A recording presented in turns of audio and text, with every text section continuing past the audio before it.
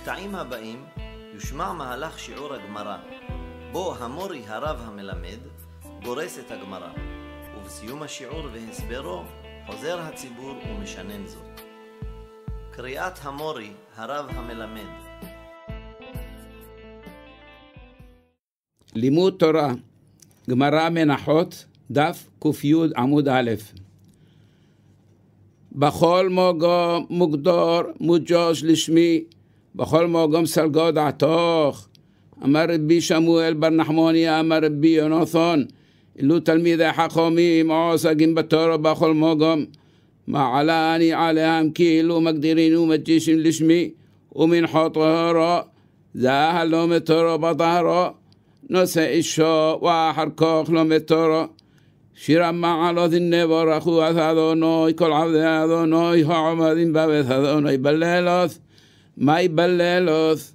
אמר רבי יוחנן, אלו תלמידי חכמים עוסקים בתורה בלילה, מעלה עליהם הכל וכאילו עוסקים בעבודה לעולם זאת על ישראל.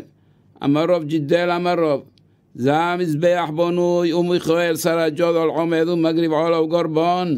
רבי יוחנן אמר, אלו תלמידי חכמים העוסקים בהלכות עבודה, מעלה עליהם הכתוב כאילו נבנה מקדש בימיהם.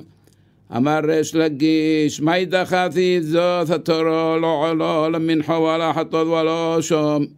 כל העוסק בתורה כאילו הקריב עולה ומנחה וחטאת ואשם. אמר רבו, היה לא עולה למנחה עולה ומנחה מבעילה.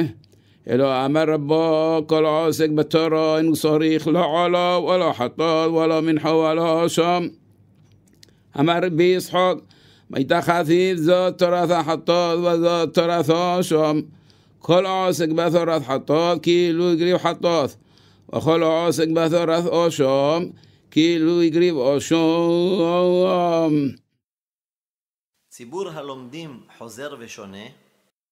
בכל מוגום מוגדור מוג'וש לשמי, בכל מוגום סלגו דעתוך.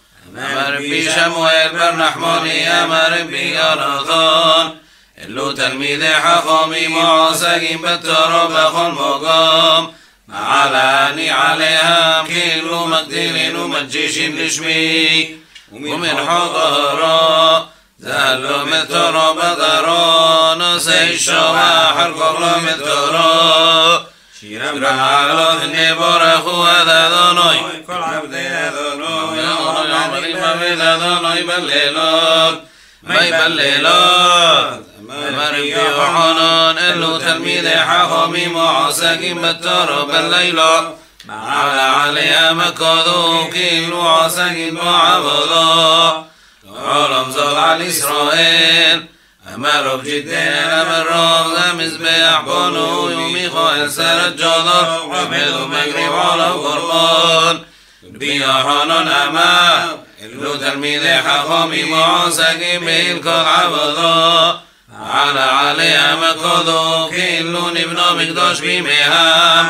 אמר ריש לקיש, דחתית זאת תורה לא עולה למנחה ולא חטאת ולא אשם.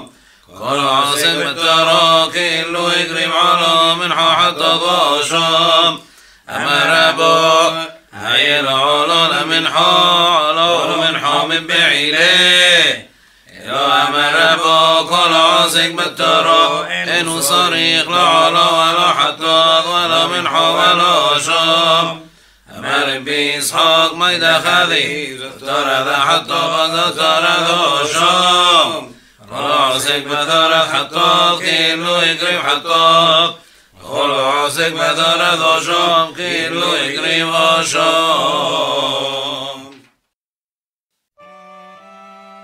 המשך מפעלי הארגון ותפעולם צורכים משאבים רבים.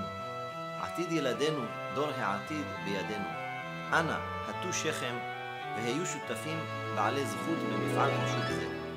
לתרומות צרו קשר בטלפון